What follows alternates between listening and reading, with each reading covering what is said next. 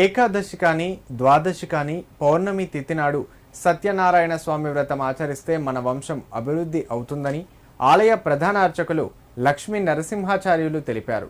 శ్రీ మహావిష్ణువు మందార పర్వతాన్ని అమృతం కోసం చిలికిన దినం క్షీరాబ్ది ద్వాదశి అని, పర్వతాన్ని చిలికితే కల్పవృక్షం, ఉసిరిక వృక్షంతో పాటు తులసి వృక్షం కూడా ఉద్భవించడం జరిగిందని చెప్పారు. కార్తీక మాసం పురస్కరించుకొని సిద్దిపేట జిల్లా దుబ్బాకలోని శ్రీ వెంకటేశ్వర స్వామి ఆలయంలో భక్తులు సామూహిక సత్యనారాయణ వ్రతం నిర్వహించారు. ఈ వ్రతంలో దుబ్బాక, హైదరాబాద్, సిద్దిపేట, కరీంనగర్ జిల్లాల నుంచి తరలివచ్చిన భక్తులు పాల్గొని ఆ దేవదేవుని కృపకు పాత్రులు అయ్యారు. ఈ సందర్భంగా ఆలయ ప్రధాన అర్చకులు లక్ష్మీ నరసింహాచార్యులు మాట్లాడుతూ, తొలి ఏకాదశి నాడు పవలించిన స్వామి క్షీరాబ్ది ద్వాదశి రోజున నిద్ర నుంచి మేల్కొంటారన్నారు. ఇందులో భాగంగానే సామూహిక సత్యనారాయణ స్వామి వ్రతం ఆలయంలో నిర్వహించినట్లు తెలిపారు. ద్వాదశి నాడు సత్యనారాయణ స్వామి స్వరూపమైన ఉసిరిక వృక్షానికి, లక్ష్మీ స్వరూపమైన లక్ష్మీ వృక్షానికి వివాహం జరిపించడం ద్వారా దాన్ని తిలకించిన కుటుంబాలకు సకల సౌభాగ్యం కలుగుతుందన్నారు. అలాగే కార్తీక మాసంలో ఒక దీపాన్ని వెలిగిస్తే అశ్వమేధ యాగం చేసినంత పుణ్యం దక్కుతుందని వివరించారు. కార్యక్రమంలో ఆలయ అర్చకులు, భక్తులు పాల్గొన్నారు. బాలాజీ దేవాలయం దుబ్బాకలో కార్తీక మాసం సందర్భంగా అందులో క్షీరాబ్ది ద్వాదశి ఈరోజు స్వామి తొలి ఏకాదశి రోజు నాడు పవలించినటువంటి ఆ యొక్క స్వామి ఈ క్షీరాబ్ది ద్వాదశి రోజు నాడు ఆ యొక్క నిద్ర నుంచి మేలుకున్నటువంటి ఆ యొక్క స్వామికి ఈ క్షీరాబ్ది ద్వాదశి రోజు నాడు పూజాది కార్యక్రమాలు జరిపిస్తూ ఉంటాం.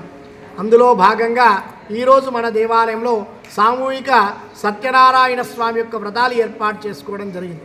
దానికోసమని ఇతరత్రా గ్రామాల నుంచి, కరీంనగర్ ఇతరత్రా గ్రామాల నుంచి వచ్చినటువంటి దంపతులందరూ కూడా కూర్చొని ఇక్కడ సత్యనారాయణ స్వామి యొక్క వ్రతాన్ని ఆచరించుకోవడం జరుగుతుంది.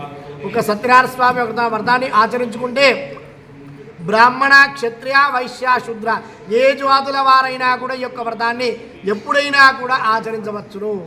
ఈ యొక్క వ్రతము మనకి ఎప్పుడైతే సంకల్పం కలుగుతుందో ఈ యొక్క వ్రతాన్ని అప్పుడు మనం ఆచరించుకోవచ్చును.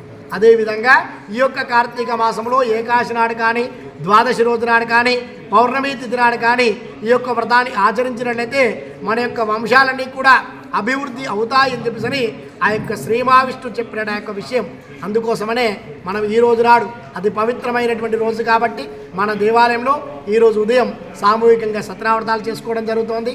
అలాగే ఈరోజు సాయంకాలం క్షీరాబ్ది ద్వాదశి, చిలుకు ద్వాదశి అని కూడా ఈరోజు అంటారు.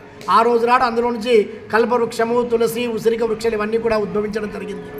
ఆ నారాయణ స్వరూపమైనటువంటి వృషిక వృక్షానికి, లక్ష్మీ స్వరూపమైనటువంటి ఆ యొక్క తులసి వృక్షానికి ఈరోజు నాడు చక్కగా వివాహాన్ని జరిపించడం వల్ల మన యొక్క కుటుంబాలన్నీ కూడా సకల సౌభాగ్యాలన్నీ కూడా కలుగుతాయని సాయంకాలం సంధ్యా సమయంలో అందరు ఇళ్లల్లో మరియు దేవాలయాల్లో కూడా ఈ యొక్క తులసి కళ్యాణం జరిపించుకుంటుంటారు. అలాగే మన దేవాలయంలో కూడా ఈరోజు సాయంకాలం 6 గంటలకి చక్కగా దామోదర తులసి కళ్యాణం అనేటువంటిది కూడా జరుగుతోంది.